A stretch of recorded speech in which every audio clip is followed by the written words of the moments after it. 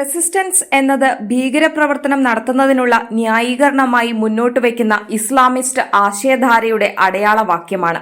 അവർ ഇരുട്ടിനെ സ്നേഹിച്ചു പോയി അതിൽ നിന്ന് പുറത്തു വരാൻ ആഗ്രഹിക്കുന്നുമില്ലെന്ന് ചൂണ്ടിക്കാട്ടി സീനിയർ വൈദികൻ ഫാദർ വർഗീസ് വള്ളിക്കാട്ട്.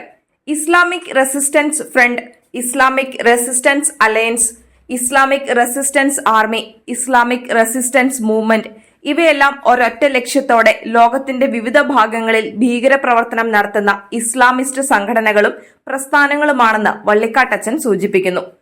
ഇസ്ലാമിസ്റ്റ് ആശയധാരയിൽ ഉൾപ്പെടാത്ത മാനവ സമൂഹങ്ങൾ ദൈവിക വിധിപ്രകാരം കാഫിറുകളും കുഫിറും ത്വാഗൂത്തും ജാഹിലിയയുമാണ് എന്നർത്ഥം. അതായത് അനിസ്ലാമിക സമൂഹങ്ങൾ ദൈവിക വിധിപ്രകാരം നിലനിൽക്കാൻ അവകാശമില്ലാത്ത സമൂഹങ്ങളാണ്. അവയെ ഉന്മൂലനം ചെയ്യേണ്ടത് ഇസ്ലാമിക ദീനിന്റെയും അഥവാ ഉംഹാദാർ അൽ ഇസ്ലാമിന്റെയും ഇസ്ലാമിക ലോകക്രമത്തിന്റെയും നിലനിൽപ്പിന് ഒഴിവാക്കാനാവാത്ത ചുമതലയാണ്.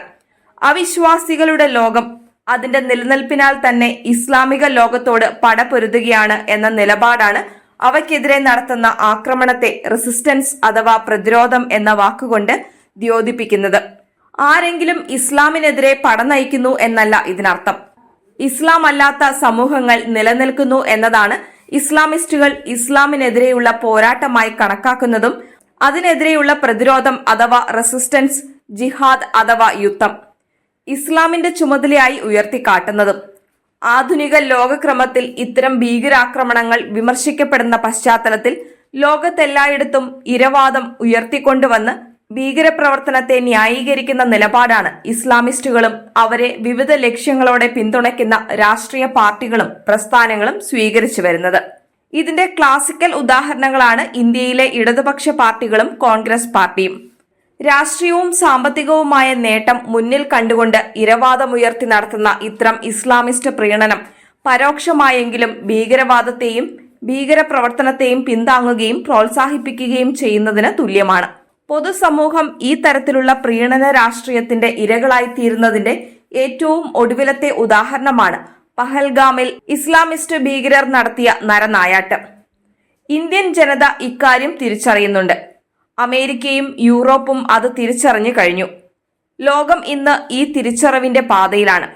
ഇപ്പോഴും പൊളിറ്റിക്കൽ ഇസ്ലാമിനെ പൊതിഞ്ഞു പിടിക്കുകയും വെള്ളപൂശുകയും ചെയ്യുന്ന കേരളത്തിലെ ഇടത് വലത് രാഷ്ട്രീയ പാർട്ടികൾ അക്ഷരാർത്ഥത്തിൽ ഇസ്ലാമിസ്റ്റുകളുടെ തടവറയിലാണ്.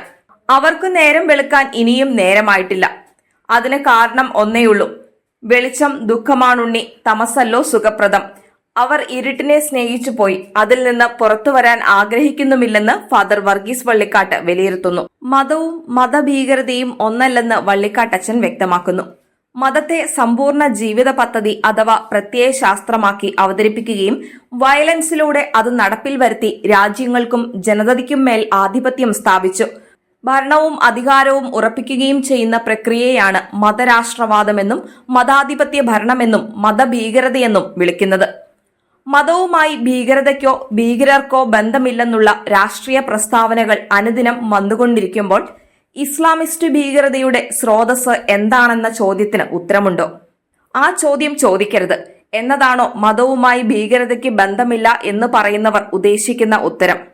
അപ്പോൾ സലഫിസമോ വഹാബിസമോ മൗദൂദിസമോ ഖുദൂബിസമോ ഗ്ലോബൽ ജിഹാദിസമോ ഇവയെല്ലാം എവിടെ നിന്നാണ് ഉത്ഭവിക്കുന്നത്? ഇവയെല്ലാം മതമല്ല. മതത്തെ സമ്പൂർണ്ണ ജീവിത പദ്ധതിയാക്കുന്ന ഇസ്ലാമിസ്റ്റ് പ്രത്യയശാസ്ത്രങ്ങളാണ് എന്ന് വാദത്തിനു വേണ്ടി സമ്മതിക്കാം.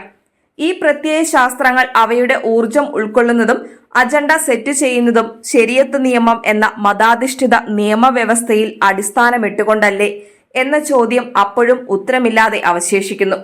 ഇസ്ലാം മതവിശ്വാസികൾക്ക് ശരീഅത്ത് നിയമത്തിൽ അധിഷ്ഠിതമായ ജീവിതക്രമമാണ് മതത്തിന്റെയും സാമൂഹ്യ ജീവിതത്തിന്റെയും രാഷ്ട്രവ്യവഹാരത്തിന്റെയും ആധാരമെന്ന് വാദിക്കുകയും മനുഷ്യനിർമ്മിത നിയമങ്ങളെയും നിയമം നിർമ്മിക്കാനുള്ള മനുഷ്യനിർമ്മിത സംവിധാനങ്ങളെയും തള്ളിക്കളയുകയും അത്തരം സംവിധാനങ്ങളെ തച്ചുടയ്ക്കണം എന്ന് നിലപാടെടുക്കുകയും ചെയ്യുന്ന മതാധിഷ്ഠിത ഭരണത്തിന്റെ ഭീകര രൂപങ്ങളെ തക്ഫീർ അഥവാ ദൈവിക വിധി തീർപ്പായി കരുതുന്ന പ്രസ്ഥാനങ്ങൾക്ക് ജനാധിപത്യവുമായി എന്ത് ബന്ധമാണുള്ളത്?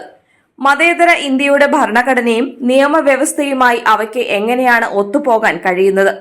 ഭീകരപ്രവർത്തനം നടത്തുന്ന ഇസ്ലാമിസ്റ്റ് പ്രസ്ഥാനങ്ങളെയും അവ മുന്നോട്ട് വയ്ക്കുന്ന ആഗോള ജിഹാദ് എന്ന ഇസ്ലാമിസ്റ്റ് അജണ്ടയെയും ഇസ്ലാം മതവിശ്വാസികളും മത നേതൃത്വവും തള്ളിക്കളഞ്ഞിട്ടുണ്ടോ? ഭീകരപ്രസ്ഥാനങ്ങളുടെ ജീവരക്തമായി വർത്തിക്കുന്ന ഇസ്ലാമിസ്റ്റ് പ്രത്യയശാസ്ത്രങ്ങളെയും അവയുടെ പ്രയോക്താക്കളായ ഭീകരപ്രസ്ഥാനങ്ങളെയും പരസ്യമായി അപലപിക്കുകയും തള്ളിപ്പറയുകയും ചെയ്തിട്ടുണ്ടോ? ഭീകരപ്രവർത്തനത്തിന് മതവുമായി ബന്ധമില്ല എന്ന നിലപാടെടുക്കുന്നവർ ഇക്കാര്യം വെളിപ്പെടുത്തേണ്ടതല്ലേ? ദീനിന്റെ മുന്നണി പോരാളികളും ദീനിനു വേണ്ടി രക്തസാക്ഷികളുമാകുന്ന ജിഹാദി പോരാളികൾക്ക് സ്വർഗവും അവിടെ സജ്ജമാക്കപ്പെട്ടിരിക്കുന്ന രതിയുടെയും ഭക്ഷണപാനീയങ്ങളുടെയും അക്ഷയ കലവറയും വാഗ്ദാനം ചെയ്യുന്ന ഇസ്ലാമിസ്റ്റ് പ്രത്യയശാസ്ത്രത്തിന് ഇസ്ലാം മതവുമായും മതസങ്കല്പനവുമായും യാതൊരു ബന്ധവുമില്ല എന്ന് ഇസ്ലാമിക പണ്ഡിതരുടെ ഭാഗത്തു നിന്നുള്ള മുന്നറിയിപ്പും ജാഗ്രതാ നിർദ്ദേശവും പരസ്യമായി പ്രഖ്യാപിക്കേണ്ടതല്ലേ? മതത്തിൽ കടന്നുകൂടുന്ന തെറ്റായ വ്യാഖ്യാനങ്ങളെ തള്ളിപ്പറയാനും മതത്തെ പ്രത്യയശാസ്ത്രവൽക്കരിക്കാനുള്ള പ്രവണതയെ തുറന്നുകാട്ടാനും ഇസ്ലാമിക മത നേതൃത്വം ജാഗ്രത കാട്ടേണ്ടതല്ലേ? ഇത്തരം തിരുത്തലുകളില്ലാതെ മതത്തെ ദുരുപയോഗം ചെയ്യുന്ന ഭീകരപ്രസ്ഥാനങ്ങളെ നിലയ്ക്ക് നിർത്താൻ മുസ്ലിം മത നേതൃത്വത്തിന് കഴിയുമോ? ഭീകരതയുമായും ഭീകരപ്രസ്ഥാനങ്ങളുമായും മതത്തിന് യാതൊരു ബന്ധവുമില്ല എന്ന് പരസ്യ നിലപാടെടുക്കുന്നവർക്ക് ഈ ഉത്തരവാദിത്തത്തിൽ നിന്നും ഒഴിഞ്ഞു മാറാൻ കഴിയുമോ? അവരുടെ ശരിയായ നിലപാടിന് വിശ്വാസ്യത പകരുന്ന തിരുത്തൽ ശക്തികളാകാൻ എന്നാണ് അവർക്ക് കഴിയുമെന്ന് ഫാദർ വർഗീസ് വെള്ളിക്കാട്ട് ചോദിക്കുന്നു.